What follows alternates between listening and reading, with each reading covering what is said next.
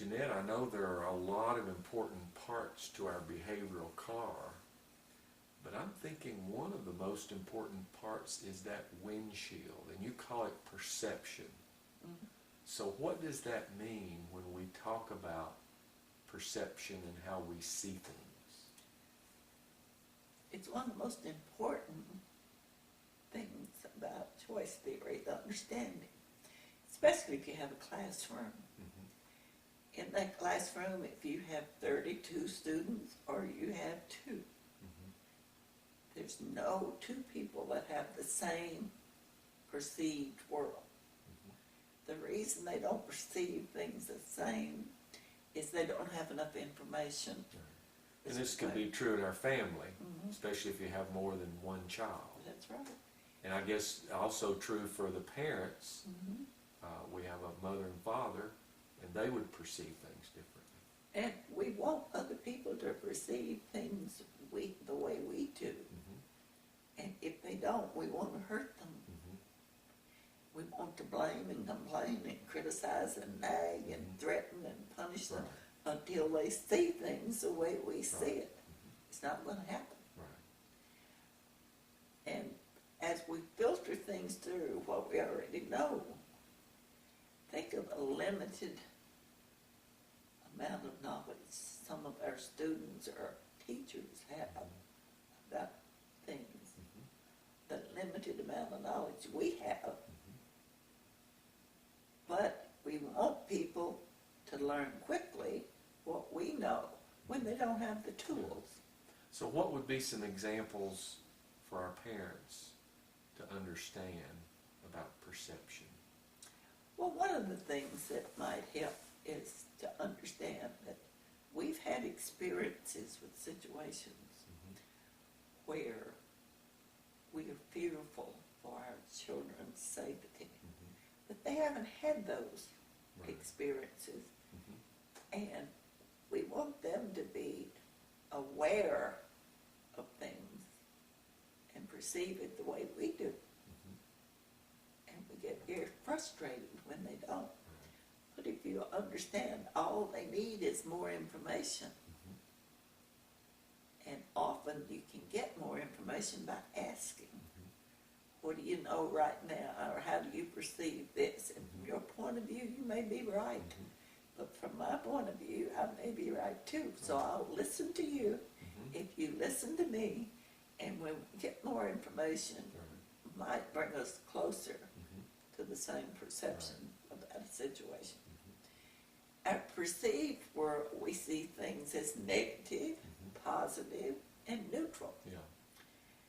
And if a person sees things neutral, they're not going to do much about it. But if we see them negatively, Mm-hmm. we're going to try to change it. Right. We're going to try to change someone else's perception from negative to positive. And it's not going to happen. Right. But we might be able to influence them or persuade them to talk it over and to listen to each other and see if we can get closer to the same perceptions about a situation. We filter it through our 5 senses: hearing, tasting, touching, smelling, and what's the other one? Did I name 5? Hearing, tasting, Touching, smelling, Smelling. and seeing. and seeing. Which one of those do you think we use the most out there in the world to build our perception? Would you say our seeing? Seeing, our sight. Mm-hmm. So you see a student or you see your child doing something, and you perceive that what they're doing is wrong. And then you get more information, and you think, oh, what a nice thing Right. to be doing. Mm-hmm. So asking a person right now, what are you thinking? And how are you choosing to act? And what is it that you want? And how do you see me helping you? Mm-hmm. And I've got more information about this Mhm. if you're interested in Yeah. hearing it. Right. That might change your perception. Are you open to it? Mm-hmm. But we're so quick to judge as adults sometimes. Mm-hmm. And create some separation when we make judgments before we have all the information That's right. that we need. So the more those senses you can use in getting more information, Mhm, the more it'll change your perception. mhm. Is there anything else that would be helpful for parents to understand when they're dealing with difficult situations with their teens?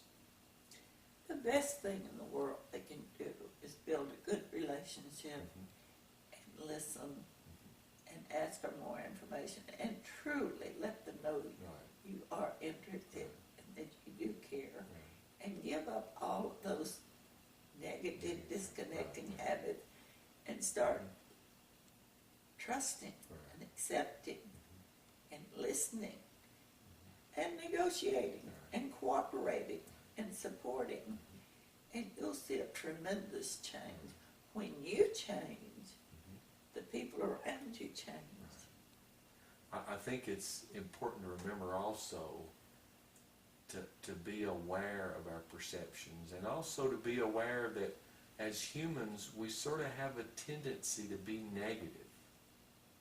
And this is helpful to us to help us survive, but it's harmful to us when we let that negativity override us and continue to think negative things. And that's why when we talk to anyone, don't tell them what you don't want. Tell them what you do want. And the thing I use often, don't slam the door. You can bet they're going to slam the door because they didn't hear the don't. But tell them what you really want. Yeah. Close the door quietly.